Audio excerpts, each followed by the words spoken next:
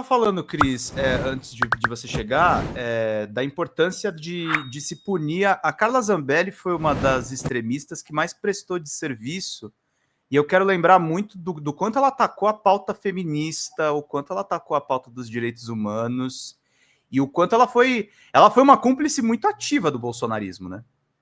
Muito. Ela é uma representante, né, assim, perfeita e acabada do que é o bolsonarismo, né? Na verdade, quando veio aquela onda do bolsonarismo, né, aquela maré de bolsonarismo em 2018, eram ela e a Joyce Hasselman, lembra? Eram as duas que personificavam o bolsonarismo. É, do ponto de vista, né, da representação feminina da extrema-direita. A Joyce acabou se dando mal muito rapidamente, né? Enfim, pulou fora, sei lá, caiu aí no ostracismo, onde ela vive hoje.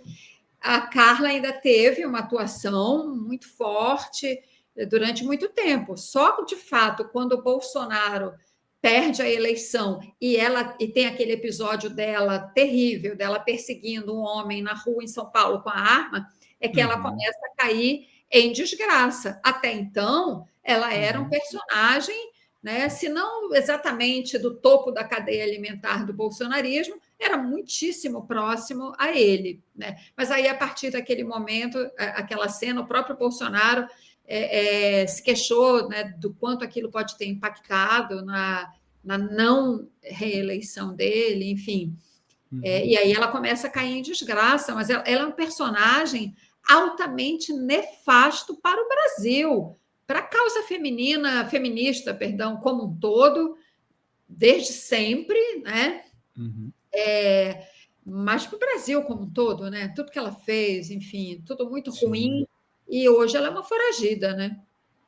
É uma fugitiva, né? O Moraes coloca na sentença que ela fugiu de fato. Ela não entrou nessa onda, ele não entrou nessa onda da mídia hegemônica, não. Ela partiu do Brasil. Não, gente, ela foi condenada a 10 anos. Eu fiquei pasma, Pedro, eu fiquei pasma. Isso com a cobertura, né? Com a cobertura ontem, quando eu ouvi. Não, eu ouvi isso. Carla Zambelli saiu do Brasil. Eu ouvi essa palavra.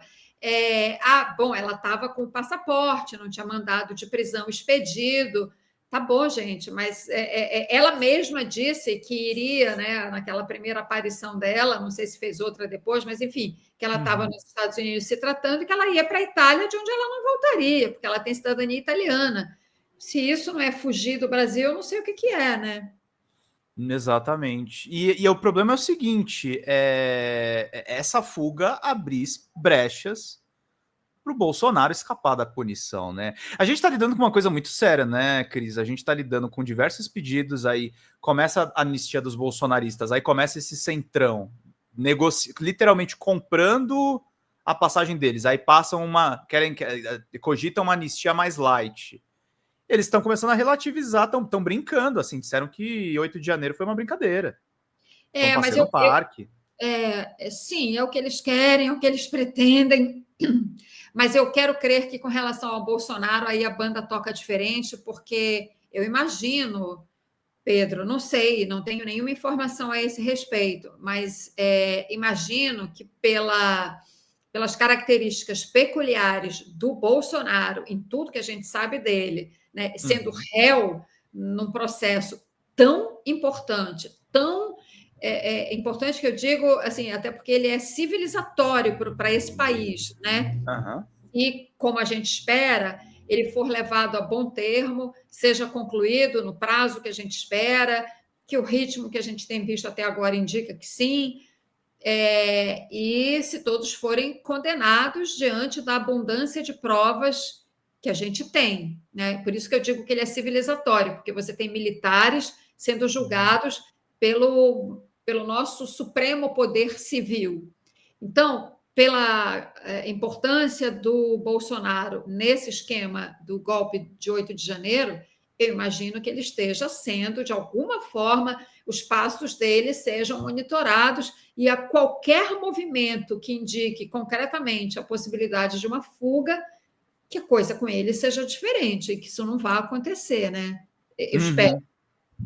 Porque aí seria a desmoralização, em primeiro lugar, do Supremo e de todo o sistema político, né? É um Total, efeito em total. cadeia que e não se trata de deslegitimar uma oposição ao presidente Lula. A gente não está falando de oposição, a gente está falando de golpe, né? A gente está falando Claro, de derrubada do sistema.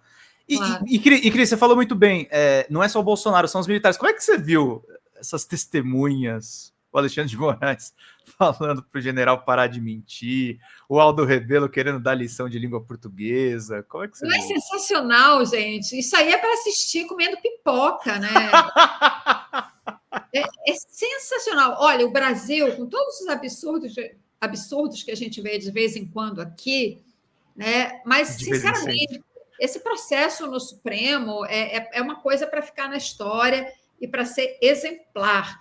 E o Alexandre de Moraes, realmente, enfim, com todas as. Eu não considero ele um herói, nada disso. Uhum.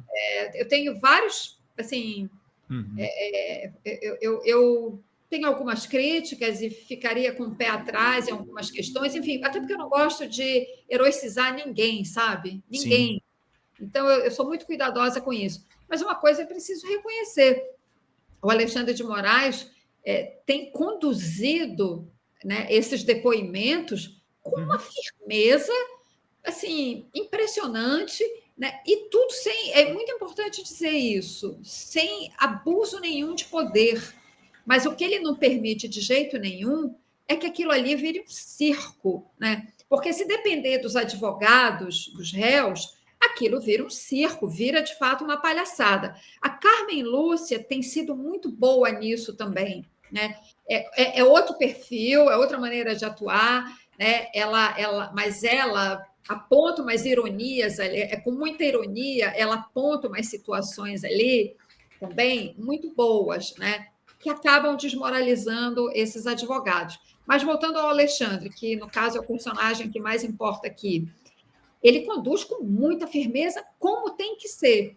E aquela atenuada que o general lá, o ex-comandante do Exército, Freire Gomes. o Freire Gomes, né? Uhum. É evidente ali um recuo dele em relação ao que ele tinha falado na Polícia Federal. O Alexandre de Moraes aponta isso, e quando vem, então, o depoimento do ex-comandante da Aeronáutica, né, ali, aquele manteve, né, o Batista, né, ele manteve exatamente a mesma coisa que ele falou na Polícia Federal. E aí ele recoloca também o que o Freire Gomes disse no seu devido lugar. Ali, de todos os comandantes militares que a gente viu, né, o Batista é o único que mostra, enfim, algum resquício ali de caráter, né, alguma retidão, digamos assim, que eu falo com relação ao depoimento dele. O que ele falou na Polícia Federal, ele falou no Supremo, né? Sendo ele, inclusive, um bolsonarista, a gente não pode esquecer. Ele foi, sim, ou não sei agora, depois de tudo que ele passou, se ele deixou de ser bolsonarista ou não. Mas ele era um militar bolsonarista, assim, com toda a clareza, não tinha dúvida a respeito disso. Mas claramente ele estabeleceu esse limite. Não, golpe eu não vou. Nessa aventura do golpe eu não vou. Né? Mesmo porque ninguém sabe o que vai acontecer se isso se embarcar, né? É isso.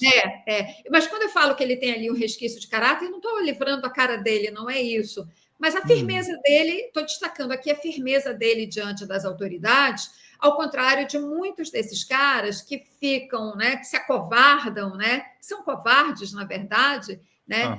Foi o caso do Freire Gomes, que diz que não foi bem isso que eu falei, sem falar nesses que fogem, enfim. É disso que eu estou falando. E a outra coisa, claro, foi realmente maravilhoso assistir, né, a enquadrada que ele dá nesse personagem ridículo em que se transformou o Aldo Rebelo. Rebelo? Aldo Rebelo. Que se transformou num personagem patético, uma caricatura de si mesmo, né? Ele se transformou nisso, esse Rebelo, enfim. Ele é meio retrato do agro, né, Cris? Não sei se só do agro, né? Porque ele não é eu não sei, ele não virou um representante só do agro, ele é um representante da direita hoje em dia no Brasil, né? Da direita não só, da direita extremista. É. O Aldo Rebelo realmente ele foi, né, ele fez um movimento de 180 graus, né? Uhum. Saiu de um extremo a outro, digamos assim. Mas é um personagem patético, ele é uma figura patética hoje em dia, que não merece a menor atenção, é uma figura que merece apenas e tão somente o ostracismo e a nossa indiferença, né? Foi sensacional, Exatamente. Quadrada, adorei assistir. Fala pessoal da Folha Democrata, aqui é Pedro Zambarda, editor do canal, falar um pouquinho a respeito da necessidade de vocês financiarem a Folha Democrata, gente. A Folha Democrata é financiada através de um Pix chamado Folha Democrata, é o endereço do Pix, né? folhademocrata@gmail.com. Nós precisamos do nosso jornalismo financiado por vocês que são do nosso público, porque nós passamos vários perrengues aqui com o YouTube, vocês sabem muito bem. E mesmo assim, graças a essa comunidade muito unida, a gente conseguiu fazer lives históricas, acompanhar praticamente ao vivo a campanha do Guilherme Boulos, trazer informações exclusivas a respeito de Gustavo Gayer, de Olavo de Carvalho, de todos os bolsonaristas, combater as fake news e tudo o que a gente acompanha. Por R$80 no nosso Pix, você ganha um curso de roteiro para série, o que é muito importante se você é artista, roteirista, se você lida com essas práticas da economia criativa. Outra forma de você colaborar também é se tornando membro aqui do nosso canal. Isso é muito importante para você fazer as suas atividades por aqui, porque você tem acesso a vídeos exclusivos e nós temos um curso de jornalismo básico para você poder acompanhar a partir de R$5, que é ministrado por mim. A gente tem aí quase uma dezena de aulas e muito conteúdo para você poder acompanhar. Meus caros, minhas caras, financiem o jornalismo independente, financiem o jornalismo que se posiciona à esquerda, financiem o jornalismo na internet, que traz informações confiáveis, checadas, que cruza informações e que trata você, que é o nosso público, de uma maneira muito séria. Vida longa e próspera, gente. Cuidem dos seus. Até mais. Tchau, tchau.